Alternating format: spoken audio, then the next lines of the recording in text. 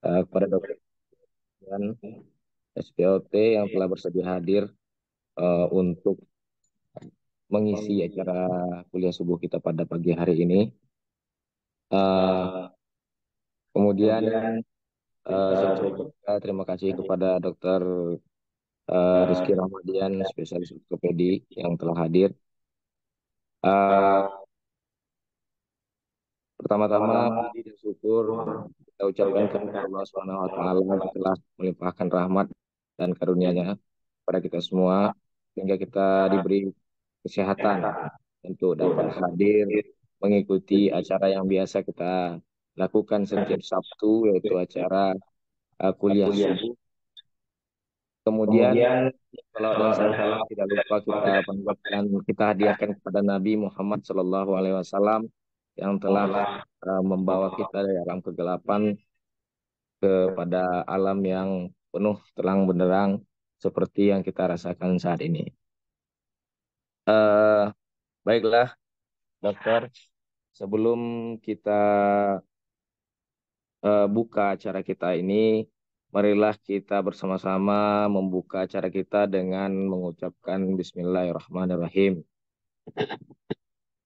Baiklah, untuk tidak memperpanjang mukadimah saya, eh, mari kita beri waktu kepada Dr. Arde Rafdian Mengker SPOT untuk memaparkan kuliah subuh yang berjudul osteomelitis dan squarectomy kepada Dr. Ade Rafdian, spesialis ortopedi. Saya persilahkan.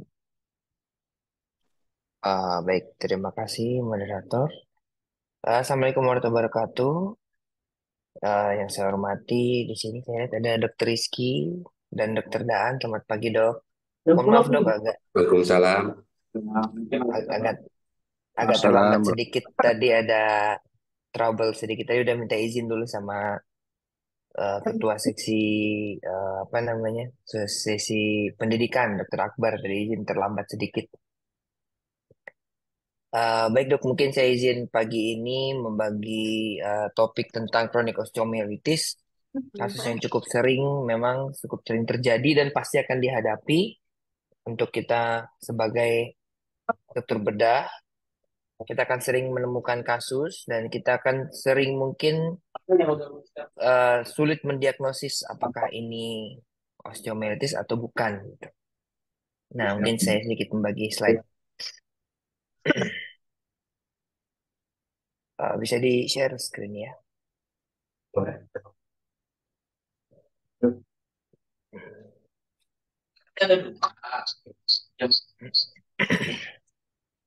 Udah kelihatan ya? Sudah, dokter.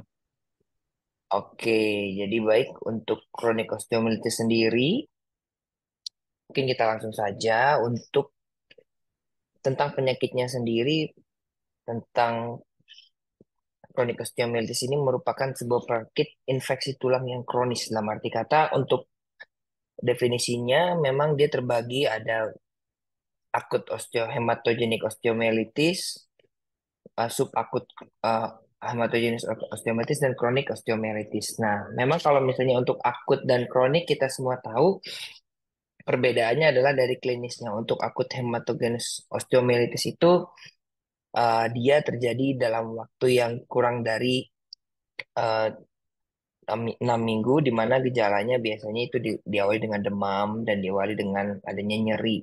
Namun untuk kronik osteomielitis itu sedikit berbeda. Kronik osteomielitis juga bisa disebabkan karena adanya akut hematogenous osteomielitis yang tidak tertangani dengan baik atau memang adanya riwayat trauma sebelumnya. Nah, di sini untuk tentang penyakitnya sendiri itu kronik osteomielitis memang kita tahu semuanya sangat sulit untuk menyembuhkan penyakitnya. Kenapa? Dulu tuh waktu pendidikan, bukan pendidikan, mungkin zaman-zamannya Dokter Rizky, waktu masih pendidikan atau lebih tua lagi mungkin Dokter Daan mungkin pernah bilang once osteomielitis forever osteomielitis. Jadi sekali osteomielitis akan seumur hidup osteomielitis. Kenapa sih seperti itu? Karena di sini dia adanya osteomyelitis terjadi karena adanya infected dead bone, di mana apabila ada tulang yang terinfeksi dan mati di dalam, dia akan menyebabkan eh, peradangan atau kompromis kepada jaringan sekitar. Di mana jaringan tulang itu banyak sekali, kita tahu di sini ada periosteum, ada korteks tulang dan segala macam. Sehingga apabila tidak dibersihkan dengan baik, maka akan menjadi source of infection, vokal infeksi. Permasalahannya adalah permasalahan berikutnya adalah apabila kita angkat vokal infeksinya, maka nanti kita akan berurusan lagi dengan namanya dead space. Dalam arti kata, satu bagian tulang infeksi yang kita angkat akan mengakibatkan space yang kosong pada tulang. Nah, di mana space yang kosong pada tulang itu akan rentan lagi terjadinya infeksi berikutnya, di mana nanti akan bisa diisi oleh nanah dan mikroorganisme lainnya yang akan mengakibatkan osteomyelitis berikutnya. Jadi memang untuk menangani kronik osteomyelitis ini mesti dilakukan penanganan yang benar-benar adekuat dan tidak boleh setengah-setengah. Dalam arti kata, apabila kita sudah bertekad atau kita niat akan melakukan tindakan menangani kronik osteomyelitis, kita sudah harus siap untuk menangani permasalahan-permasalahan yang akan terjadi, seperti misalnya akan terjadi defek tulang atau bahkan terjadi defek soft tissue ya. Nah, di sini untuk klasifikasi mungkin sudah sering kita bahas, yaitu Tierney Mader. Di sini dia membagi menjadi anatomic type dan physiology class, di mana, nah tadi yang saya bilang dia bisa berawal dari akut hematogenous osteomyelitis, di mana dia berawal dari tulangnya sendiri, dari medullary, atau dari superficial, dia berasal dari luka yang di luar, misalnya ada infeksi di luar seperti ada bekas open fracture atau misalnya ada bekas selulitis yang tidak tertangani dengan baik, atau ya tadi localized, dia apa namanya, dia juga berawal dari sana, atau diffuse, sudah empat-empatnya. Jadi nanti ini bisa kita tegakkan tipenya hanya berdasarkan dari MRI atau CT scan ya. Nah, di mana nanti untuk kalau misalnya kita sebut biasanya Cherry Mader 3A, 3B, 3C itu berdasarkan ABC-nya berdasarkan dengan kondisi pasiennya.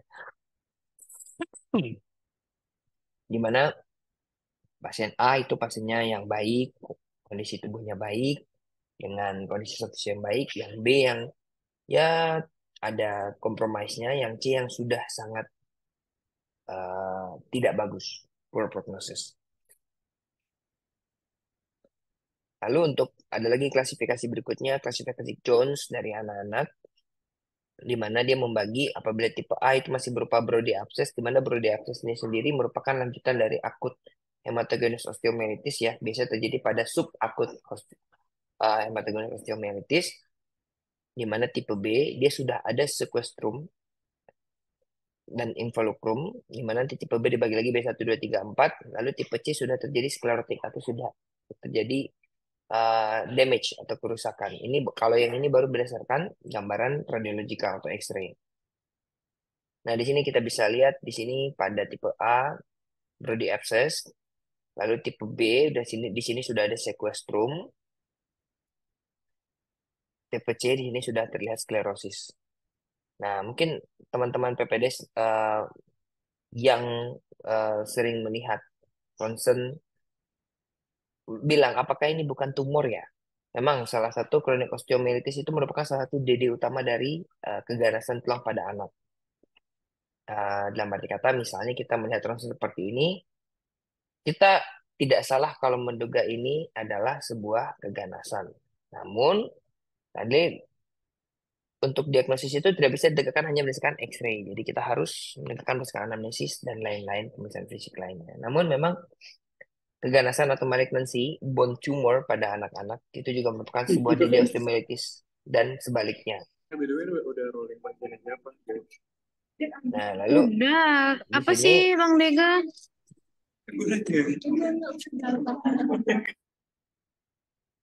lalu di sini untuk diagnosisnya sendiri tadi kita tegakkan berdasarkan clinical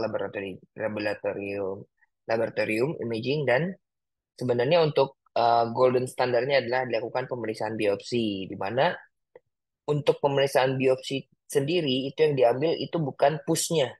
Kadang-kadang biasanya kita ngambil pusnya ya, atau itu ngambilnya udah cukup sepertinya di outer sample, tapi sebenarnya itu tidak boleh dilakukan karena nanti akan kita akan confuse atau akan bingung ini apakah dia merupakan sebuah selulitis, infeksi pada soft tissue atau jaringan kulit atau sekitarnya atau pada tulang.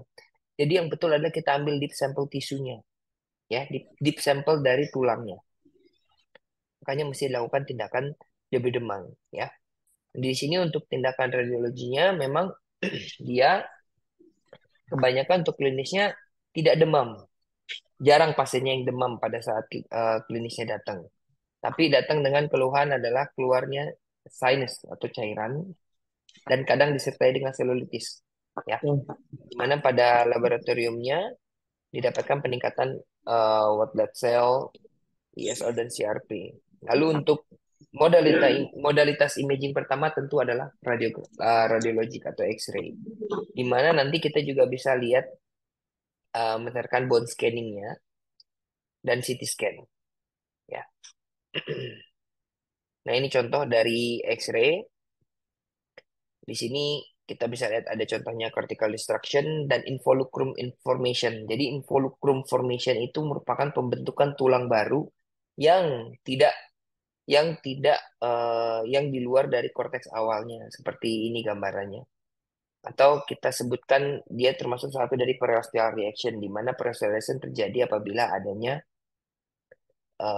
sesuatu, something di dalam tulang, apakah destruksi, bisa destruksinya itu bisa karena adanya trauma, bisa karena adanya bisa ada karena adanya malignansi atau adanya infeksi, ya. Lalu ada dilakukan sinografi untuk melihat sinusnya juga bisa kita lakukan. Cuma sinografi di kita jarang ya. Biasanya kita udah mulai dari X-ray dan CT scan.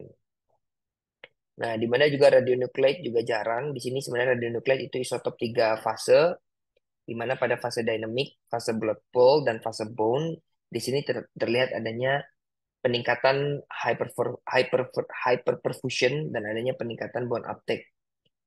Ini contohnya pada radionukleid pada chronic osteomyelitis. Nah, di sini yang paling sering kita kerjakan untuk kita melihat CT scan dan MRI.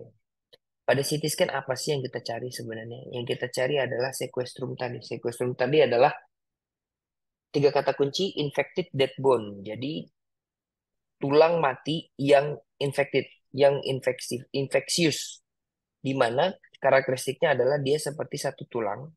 Ini seperti yang Panah tunjukkan ini, yang tidak yang ada di sekelilingnya tidak ada berhubungan dengan tulang lainnya. Jadi seperti sebuah tulang terpisah. Karena dia termasuk tulang jaringan tulang yang avaskular.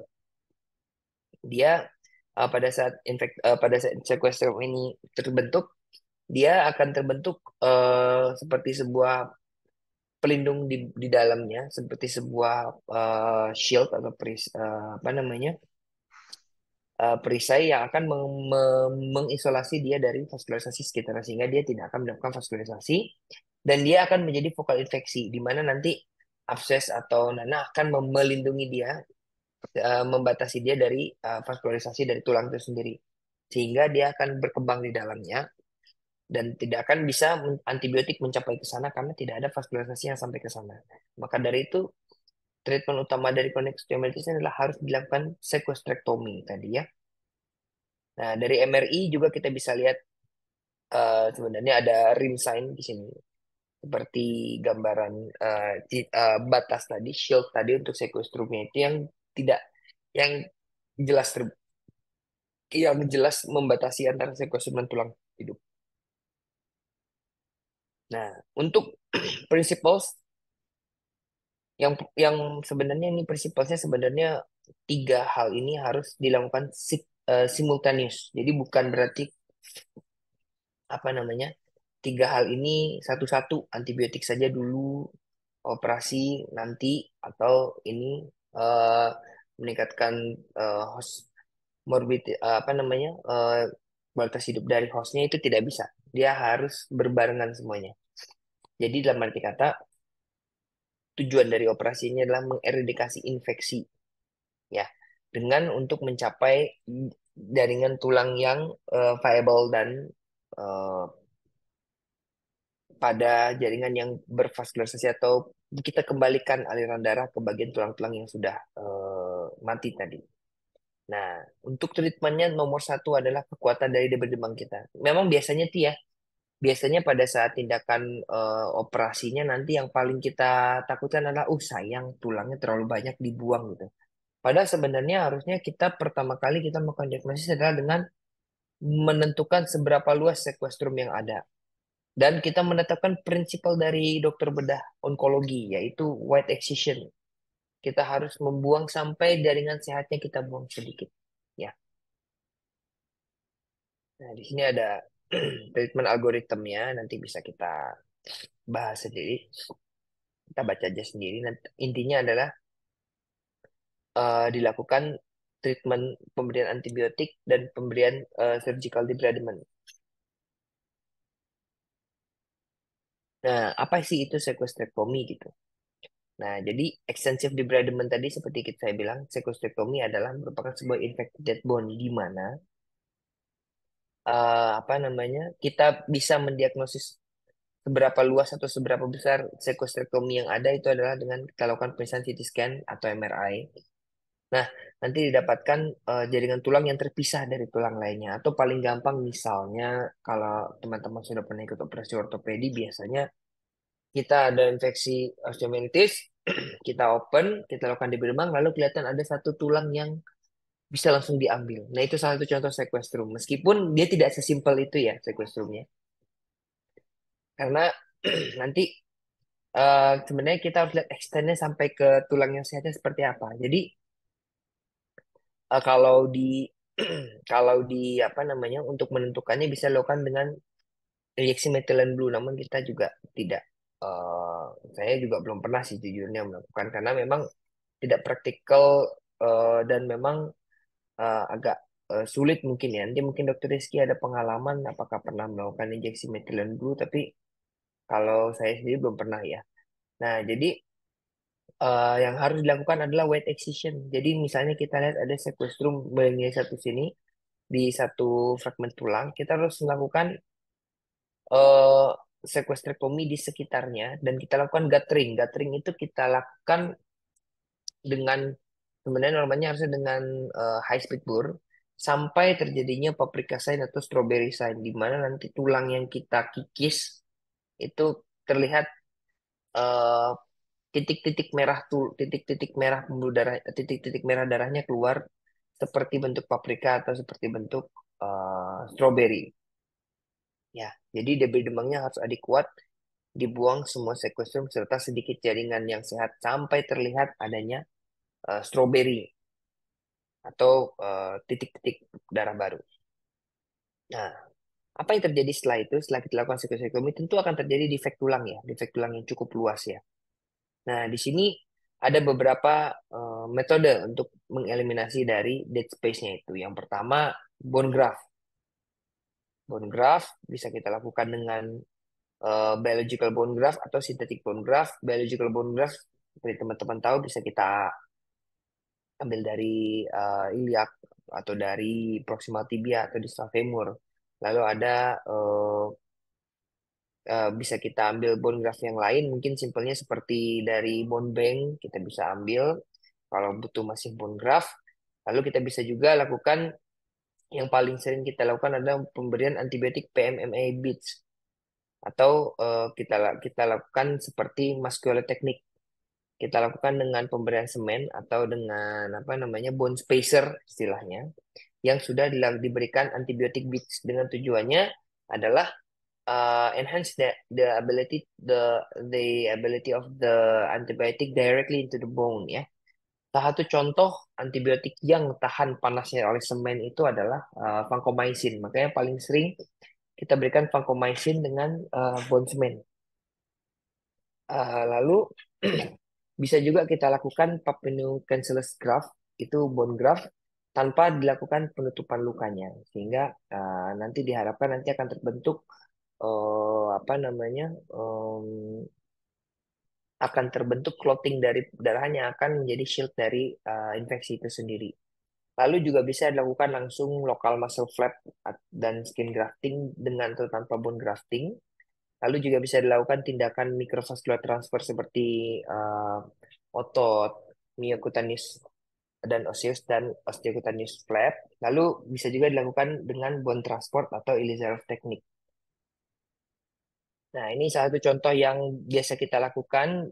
Dari zaman dulu sering dilakukan, zaman sekarang kalau kata guru saya itu udah jarang dilakukan karena ortoped sekarang lebih banyak mengerjakan dengan uh, muscular dengan bone cement atau dengan langsung bone graft seperti apa namanya uh, prosal atau yang lain-lain. Namun kalau salah satu guru saya dia lebih mempercayai teknik lama yaitu teknik Papenu. Jadi open cancellous bone grafting dilakukan setelah dilakukan sequestrectomy, dilakukan pemasangan bone graft dan dibiarkan rawat terbuka. Tujuannya adalah nanti diharapkan dengan apa namanya bone graft yang tertutup itu akan memicu terjadinya granulation tissue dan harus dilakukan pemeriksaan luka setiap hari di mana nanti clothingnya kalau dulu tuh waktu PPDS itu khusus TV-nya karena tidak boleh dibuang ininya apa namanya clothing darahnya karena nanti dari clothing darah itu akan membentuk granulation tissue yang akan menjadi uh, shield dari infectionnya ya. Lalu memang hasilnya sih bagus-bagus ya. Nah, ini salah satu uh, apa namanya option untuk tindakan penutupan bone defect pada chronic osteomyelitis. Lalu juga sekarang sudah ada modified pattern new di mana udah 3 stage.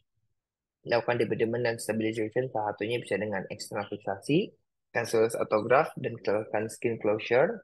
Dan juga bisa kita gabungkan sekarang dengan ini apa namanya VAC, vacuum assisted closure.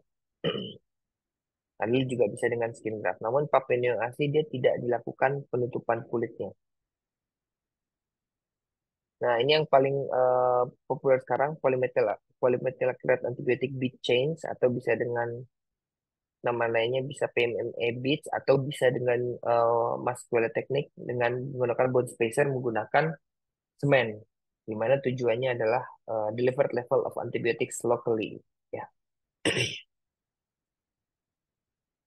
Nah, di sini kita kalau yang belum pernah lihat setelah kita lakukan debut demang dengan adekuat, lalu bone semen dibuat beads seperti ini, lalu diisi dengan antibiotik apa namanya semen yang sudah dicampur dengan antibiotik. Lalu ada beberapa teknik, ada yang langsung dimasukkan bulat-bulatnya ke dalam defek tulang lalu ditutup, atau ada yang memberikan benang supaya bisa langsung diambil. Namun tujuannya adalah tetap dilakukan untuk filling bone defect, dead space management. Nah ini yang tadi dengan teknik yang sama, intramedular antibiotik semen neo dengan apa namanya masculine. Nah lalu sekarang juga sudah ada biodegradable antibiotic delivery system, closed suction drain, soft tissue transfer dan lain-lain. Dengan dimana tujuannya sebenarnya adalah untuk dilakukan tindakan manajemen dari bone defect. Kalau untuk ini tidak ada benar atau salahnya karena semua penelitian punya keuntungan dan kerugian masing-masing tergantung dari kita. Namun untuk treatment utama tetap dilakukan debridement dan sequestrectomy yang adekuat. Oke, mungkin sekian dulu untuk kuliah dari saya. Untuk take home message-nya dari sebelumnya, intinya adalah untuk chronic osteomyelitis ini jangan pernah takut untuk melakukan tindakan sequestrectomy yang luas, di mana nanti apabila kita gagal pada manajemen pada melakukan sequestrectomy dan kita tidak berhasil, maka akan mengakibatkan infeksi berulang yang akan bisa memperluas infeksi pada tulang tersebut. Dan pesan berikutnya adalah untuk chronic osteomyelitis ini sendiri setelah dilakukan sequestrectomy, manajemen dari bone defect dan soft tissue defect harus adekuat. Karena untuk metode sendiri sudah banyak terapi yang bisa kita lakukan tindakannya, termasuk manajemen bone defect. Ada mulai dari paling pendek shortening sampai mulai dari shortening sampai ke bone lengthening semua ada dan semua ada indikasi dan semua bisa kita pakai.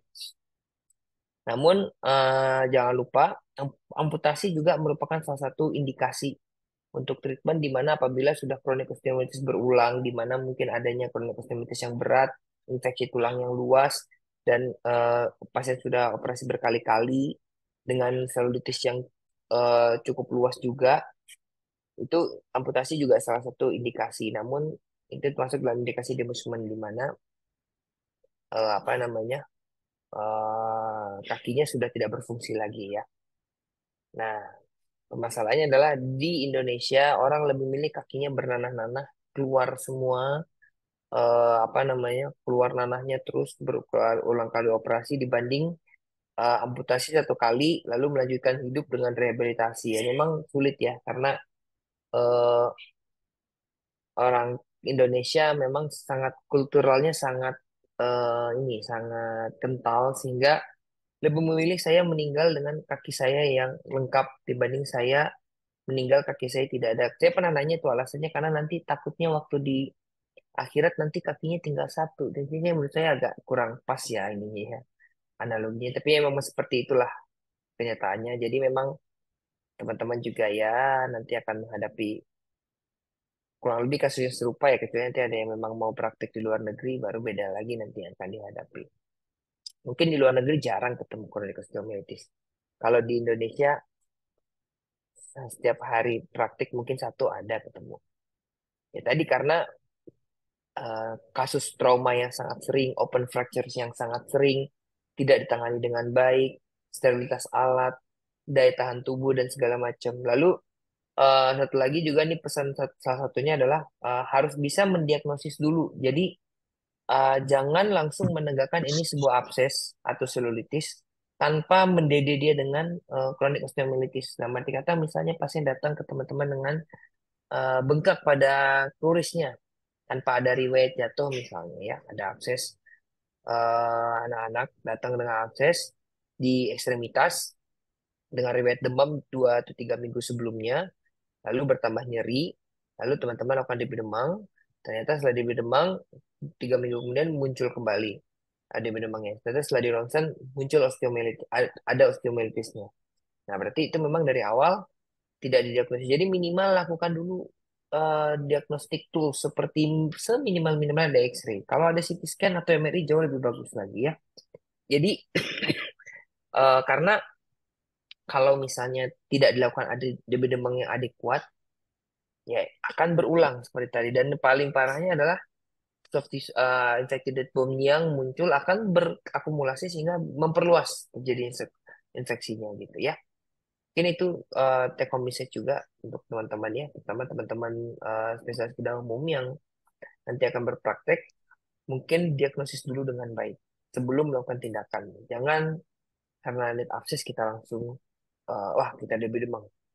Ya, kalau misalnya memang terbukti bukan chronic osteomyelitis, memang kita bisa lakukan tindakan DB demam. Karena kalau memang chronic osteomyelitis dengan anamnesis yang baik harusnya bisa bisa mencurigai ke arah sana ya. Oke, mungkin sekian dulu untuk dari yang ini. Mungkin kita lanjut ke diskusi kalian ya.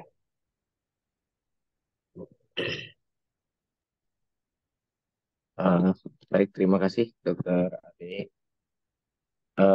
Untuk sesi selanjutnya, mungkin sesi diskusi atau sesi tanya jawab dari rekan-rekan PPDS. Apakah ada yang ingin disampaikan atau ditanyakan kepada Dokter Ade?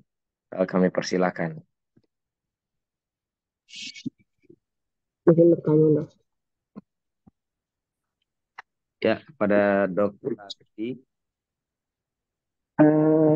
Izin bertanya dok, tadi dalam slide disebutkan bahwa sebelum kita melakukan degludemang sequestectomy, kita akan berikan antibiotik sebelum during operasi dan after operasi kan dok.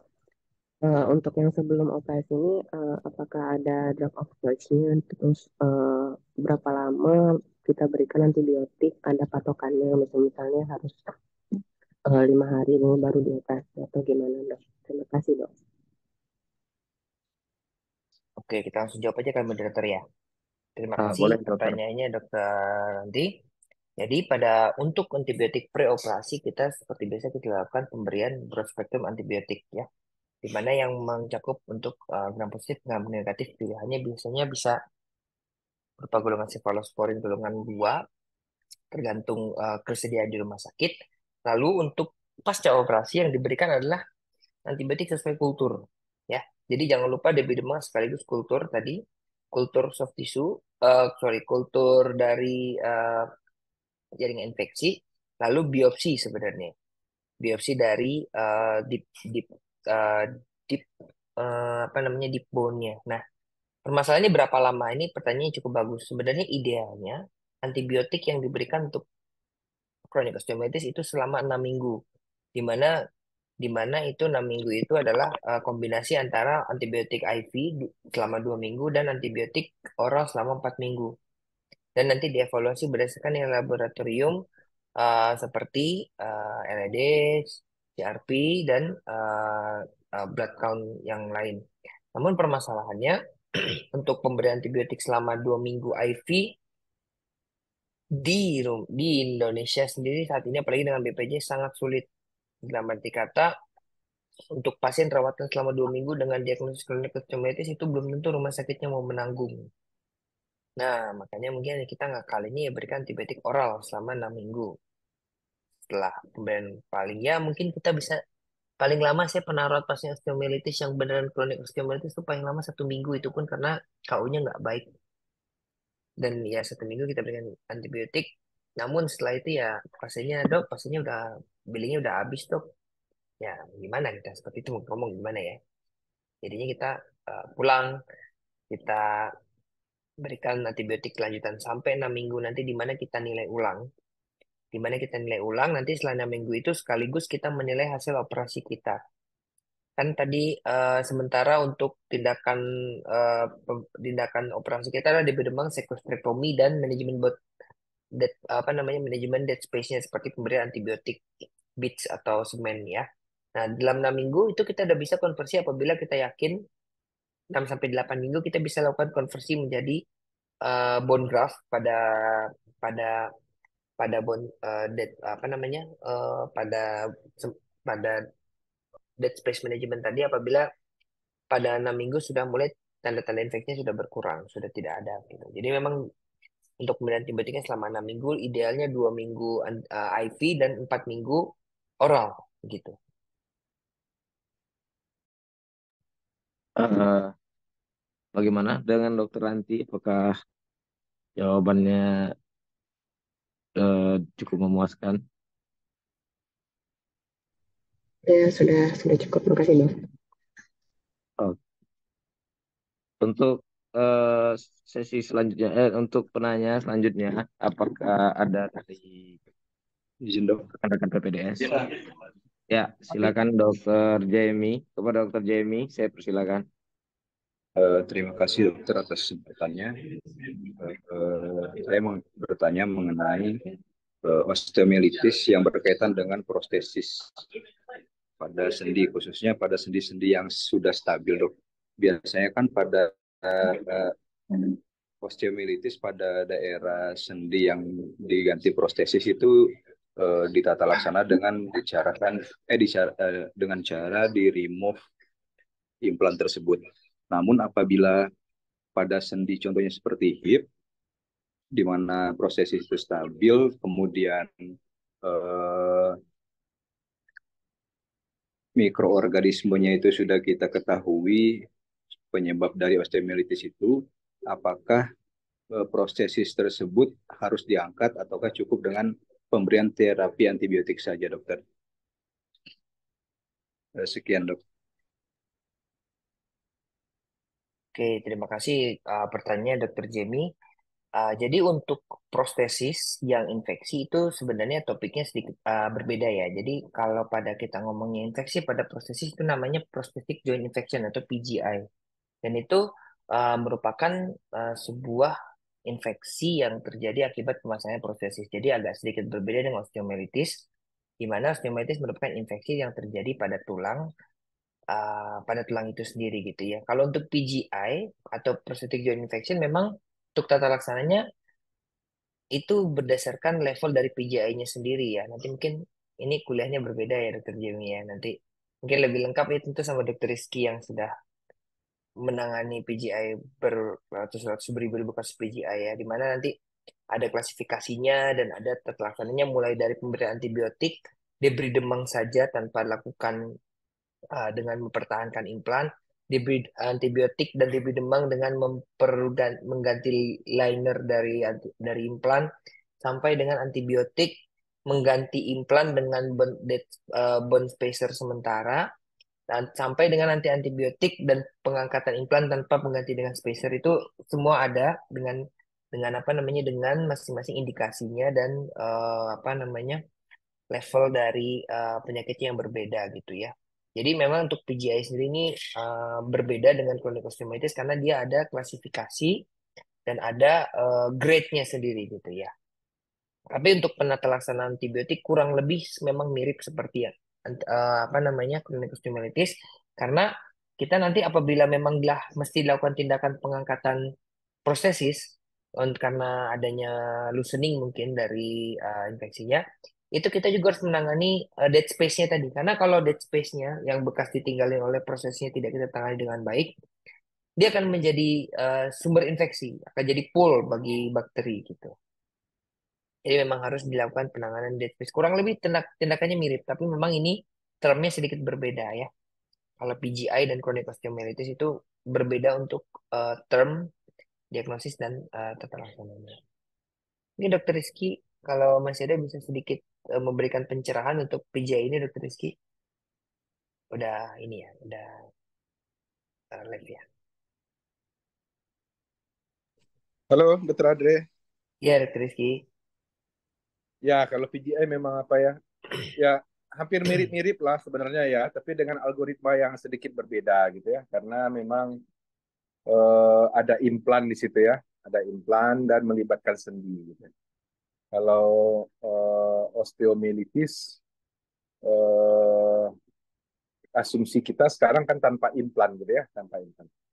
Kalau PGI ataupun osteomyelitis post-orif gitu ya, osteomyelitis post-orif, nah itu kita ada hal-hal pertimbangan lain yang harus kita pikirkan gitu ya, melibatkan kestabilan dari tulang yang fraktur atau kestabilan dari sendi, bagaimana implan itu masih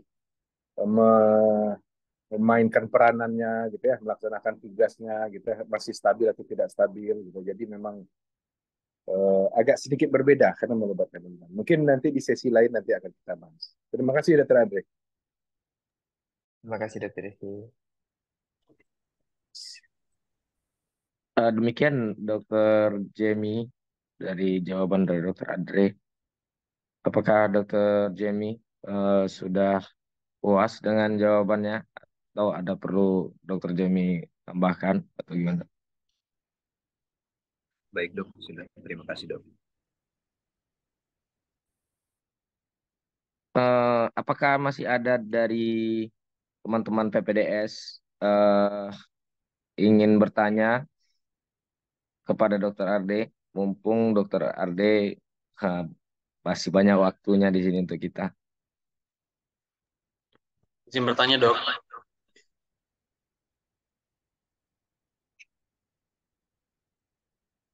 Iya, silakan Dokter. Ya, terima kasih atas kesempatannya dok. Izin bertanya mengenai osteomyelitis ini kan eh, kami sebagai yang dokter bedah umum itu kalau dari pelaksanaan di lapangannya tuh sejauh mana itu kan ada berbagai macam pilihan eh, pilihan tindakannya dok, ada pakai antibiotik beds, ada yang segala macam itu dok, modalitas terapinya itu dari lapangan apakah bisa kita sebagai dokter bedah umum melakukan hal seperti itu, apakah ditanggung oleh BPJS atau bagaimana dok, itu pertama. Kedua, dari yang sequestrectomy itu dok, apa aja pitfall dok yang perlu diwaspadai saat mengerjakan sikostrektomi itu dok? Apa saja komplikasi yang mungkin akan terjadi dan bagaimana kita mengatasi komplikasi dari sikostrektomi? Terima kasih dok. Baik. Terima kasih Dokter Rafli pertanyaannya. Nah, pertanyaan yang pertama itu memang agak sulit nih. Mungkin nanti agak ini ya, Dokter Rizky juga bisa bantu jawab kali ya dok. Karena gini, kalau secara kompetensi saya jujur belum lihat sih sejauh apa untuk teman-teman dokter bedah umum. Namun untuk prinsipnya yang mesti kita ketahui tadi, untuk tindakan kronik osteomyelitis ini, diagnostik tools sangat penting dalam arti kata X-ray, CT scan itu sangat penting untuk melihat extent dari sequestrumnya tadi. Karena apabila kita tidak berhasil melakukan penanganan sequestrectomy dengan baik, apapun tindakan yang kita lakukan, misalnya kita pasang bone cement atau kita pasang apa namanya, kita pasang Ilizarov atau kita pasang mungkin kita langsung tutup dengan kita langsung flap gitu ya, kita langsung flap dengan misalnya kayak latissimus dorsi flap, kita langsung lakukan ALT flap untuk menutup defeknya, itu tidak akan berhasil karena kita tidak berhasil melakukan tindakan tidak membuang source infectionnya dengan baik gitu ya. Jadi intinya adalah tindakan pertama adalah kita mesti melakukan diagnostik yang tepat dan preoperative planning yang tepat. Mau kita lakukan sejauh apa pembuangan tulangnya itu. Nah, itu berkaitan juga langsung dengan pitfall-nya berikutnya. Karena pitfall berikutnya salah satunya untuk sequestrectomy kita menginduce instability pada tulang. Di mana itu kadang kalau misalnya sudah sampai tadi kan ada klasifikasinya ya, Cherny Madden 1, 2, 3, 4. Kalau sudah sampai 3, 4, kadang itu setengah korteksnya udah hilang tulangnya. Nah, setengah korteks sudah hilang, tentu pasien apa namanya kalau tidak bisa kita biarkan begitu saja. Kita harus melakukan stabilisasi ya.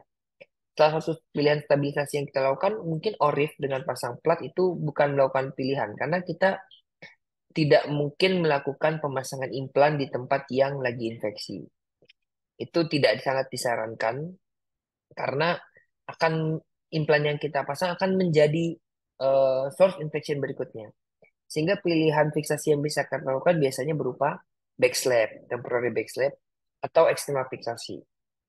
Nah, lalu tipsnya tadi sebenarnya kalau misalnya sudah sering operasi melihatnya, kita bisa membedakan mana tulang yang hidup, mana tulang yang mati. Tulang yang mati atau infected dead bone apabila dilakukan guttering atau dilakukan pemahatan atau di kortikasi atau di bore dengan high speed bore atau di nabel, itu dia tidak akan terlihat merah-merah, nggak akan terlihat ada darahnya di dalamnya gitu. Nah makanya tindakan debri demang, sequestrectomy dan guttering itu dilakukan, dibersihkan sampai tulangnya muncul paprika sign tadi, seperti paprika atau seperti strawberry. Strawberry tahu ya, bintik-bintik merah, titik-titik. Nah, di tulangnya akan muncul seperti itu gitu. Nah, yaitu memang salah satu apa namanya yang harus kita waspadai adalah kita akan menginduce instability di mana kalau kita tidak bisa melakukan stabilisasi yang cukup baik atau pasiennya kurang kooperatif atau bagaimana, kita tidak akan menimbulkan lingkungan yang baik untuk penyembuhan dari infeksinya itu sendiri gitu. Tapi untuk pertanyaan pertama memang saya agak sulit menjawabnya karena memang kalau seberapa saya nanya ya memang gini apabila misalnya nanti dokter Afdi praktek tidak ada ortoped di sana dan memang terdiagnosis seperti itu, pasiennya sudah diedukasi untuk dikirim tidak mau dikirim mungkin bisa dikerjakan ya. Tapi ya itu prinsipnya jangan lupa jangan hanya buang akses yang di luar saja. Biasanya seperti itu tuh. Yang terjadi itu kebalikannya biasanya justru underdiagnosed. Ada akses, udah kita kerjakan langsung tanpa melakukan diagnosis yang lain. Padahal sebenarnya modalitas bisa minimal tuh dilakukan tindakan X-ray gitu, untuk melihat apakah ada vokal infeksi. Ya kalau misalnya hanya akses apa namanya dilakukan debri demang, ya, eh, apa maksudnya kalau saya osteometri hanya dilakukan debri demang, ya tentu tidak akan menyelesaikan masalahnya gitu ya. Mungkin Dokter Rizky ada masukan untuk yang pertanyaan pertama Dokter Rizky sejauh apa nanti teman-teman bedah umum boleh dilakukan. Ya, terima kasih Dr. Adre. Ya, memang untuk kompetensi, saya rasa untuk osteomelitis sebenarnya itu adalah kompetensi bedah umum ya. Walaupun kita ketahui osteomielitis itu sangat bervariasi tingkat keparahannya dan teknik apa namanya itu teknik operasi dan rekonstruksi yang harus kita lakukan gitu ya. Paling kalau saran saya sih kita harus bisa mengukur gitu ya, mengukur apa-apa yang mesti kita lakukan gitu ya. Seperti yang disampaikan Dokter Ade tadi, misalnya di daerah tidak ada ortoped, pasien tidak mungkin dirujuk gitu ya karena jaraknya sangat jauh, pasien osteomielitis kronis, diagnosisnya bisa ditegakkan dengan baik, faktor-faktor pendukungnya juga bagus gitu ya, laboratorium mikrobiologi bisa mengkultur dengan baik, antibiotik tersedia dengan baik, itu mestinya tidak ada salahnya dikerjakan gitu ya, tidak usah dikerjakan. Karena eh, apa yang terjadi di zaman dahulu yang dikatakan bahwa sekali osteomielitis seumur hidup osteomielitis yang saat ini sudah mulai bergeser gitu ya. Nah, itu kan karena memang faktor-faktor diagnostik, teknik operasi dan pendukungnya tidak tersedia dengan baik. Itu sebenarnya kan. Mungkin dari segi diagnostik sudah benar, teknik operasinya sudah baik, akan tetapi faktor pendukungnya tidak ada gitu ya. Kultur tidak tersedia dengan baik, lalu antibiotik tidak lengkap gitu ya. Tetap aja gagal jadinya, tetap aja gagal kita dalam masalah sana. Jadi kalau pendapat saya kalau di daerah ortopednya tidak ada, lalu pasien sudah terindikasi untuk dilakukan debris demam dan squamectomy dan dokter bedahnya mempunyai kemampuan untuk melakukan itu, saya rasa tidak ada salahnya untuk dilakukan ya kan. Kuncinya memang seperti dikatakan Dr. Adri tadi, tahu kalau osteomielitis itu adalah infeksi tulang dan sumsum tulang gitu ya, osteomielitis. Jadi jangan korek-korek bagian luar saja, drainase abses saja, memang harus lakukan guttering gitu ya, lakukan guttering lalu di debris demang dengan adekuat gitu ya. Jadi memang harus dikerjakan dengan baik gitu ya. Nah, adekuatnya ini ya itu benar-benar harus dicapai dengan baik gitu ya. Jadi memang harus kadang-kadang tidak bisa diintip-intip saja, dibuka sedikit saja drainase, korek-korek sedikit, nah, gagal biasanya. Jadi harus memang di debris demang semaksimal mungkin gitu. Kadang-kadang kita harus membuka sepanjang tulangnya ya, dokter ada ya. Sepanjang tulangnya kita buka, lalu harus dikuret dengan baik gitu ya, nah, dengan maksimal, lalu apa. Memang di saat-saat tertentu kondisi yang berat, nah itu tulangnya sudah habis, korteksnya hampir sirkumferensial habis, ya itu kita harus melakukan rekonstruksi ya, bone graft dan segala macam. Nah itu memang butuh effort yang lebih besar lagi. Paling ya bisa mengukur-ukur itu saja. Gitu eh, fasilitas terukur dan kemampuan kita terukur, ya saya rasa sih kerjakan ya untuk membantu pasien. Mungkin begitu ya, Dr. Ade ya. Setuju sekali, Dok. Bagaimana dengan Dr. Rafdi? Apakah sudah puas dengan jawaban dari Dr. Ade dan Dr. Rizky? Oke. Mungkin kita sudah sampai pada penghujung acara kita pada pagi hari ini. Dari Dr. Ade, apakah ada yang ada wejangan atau take home message yang akan disampaikan sebelum acara kita tutup oleh Dr. Ade? Rasanya sudah cukup, cuma ya dari saya dan dari dokter Rizky tadi sudah cukup. Mungkin itu aja, teman-teman residen. Oke, Dok.